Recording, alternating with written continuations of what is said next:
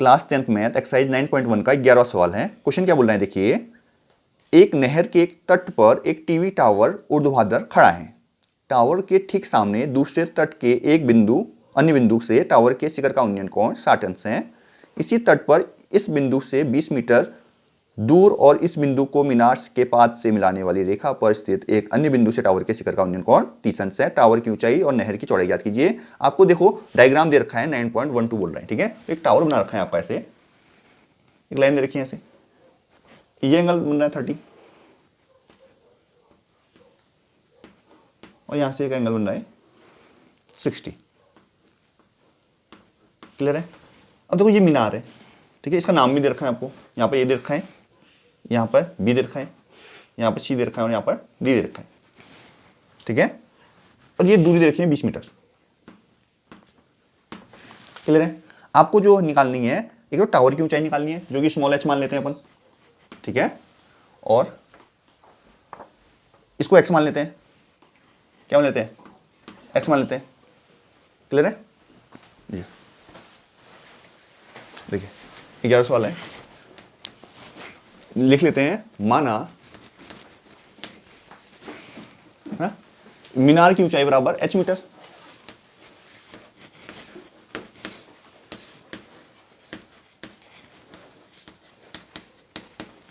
h metre, ठीक है। h metre ऊंचाई मीनार की मान लेते हैं, ठीक है। और है ना, और नहर की चौड़ाई तो ये है नहर, क्लियर है। और नहर की चौड़ाई बराबर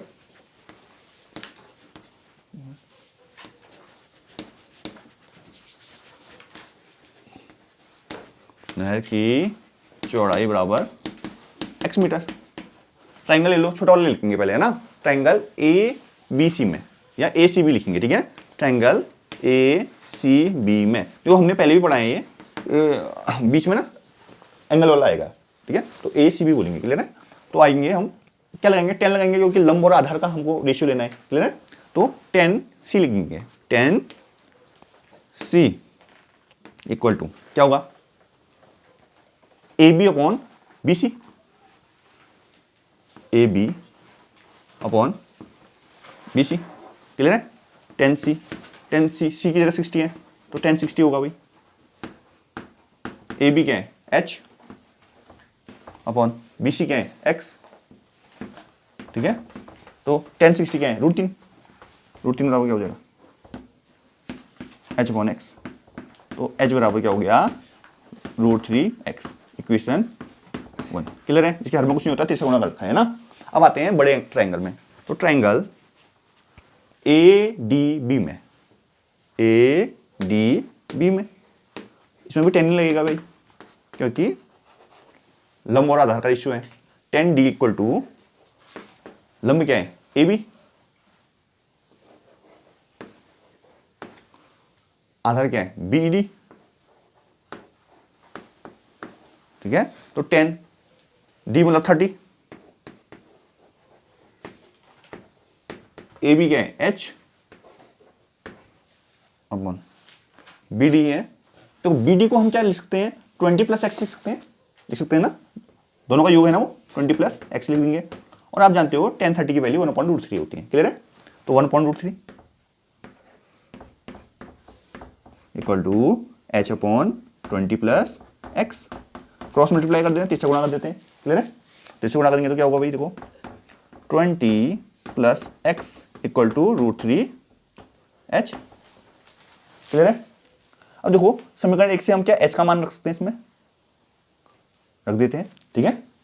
तो h बराबर √3x रख दें, तो देखो लिख देंगे 20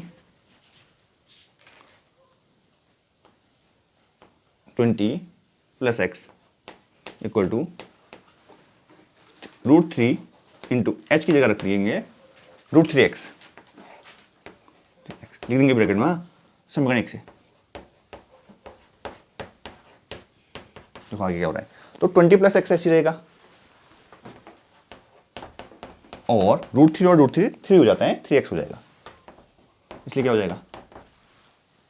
अभी देखो 20 ऐसी रहेगा बराबर ये 3x में x आ जाएगा तो माइनस हो जाएगा ना, तो 3x माइनस एक्स 2x हो जाएगा। तो x बराबर क्या हो गया 20/2 जिसको हम बोलते हैं 10। तो 10 मीटर आ गया नहर की चौड़ाई।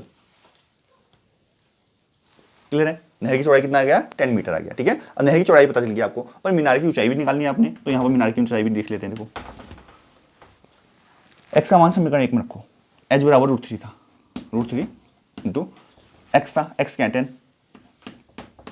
तो एच बराबर क्या हो गया 10√3। इसका मतलब क्या हो गया, मीनार की ऊंचाई होगी 10√3 मीटर और नहर की चौड़ाई होगी 10 मीटर।